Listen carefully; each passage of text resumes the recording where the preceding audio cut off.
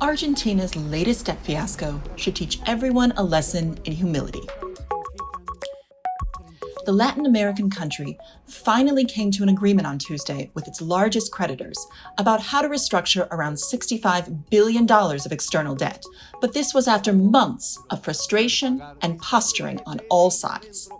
As Argentina gets set to negotiate yet another plan with the International Monetary Fund, and other countries like Lebanon face their own debt crises, everyone can take one lesson away from this experience.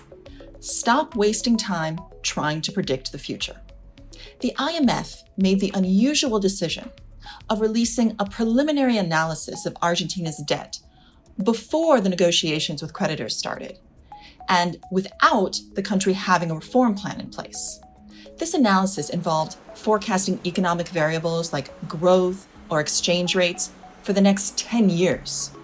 Meanwhile, economists are currently struggling to predict what's going to happen in the next 10 months. Yet Argentina's finance minister, Martín Guzmán, used this analysis as cover throughout the negotiations, claiming the government's hands were tied. And this doesn't seem to have helped the process.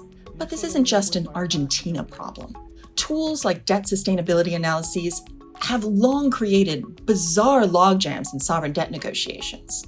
So instead of focusing on what matters most, like short-term cash relief and political realities, creditors and governments can instead get in arguments about, say, what a country's primary surplus is going to be in 2029. COVID-19 will probably result in many countries having to restructure debt in the next few years. This latest experience shows that everyone might want to spend less time trying to predict what's going to happen in 10 years, because that's essentially impossible, and instead focus on what they can do to improve the current situation quickly.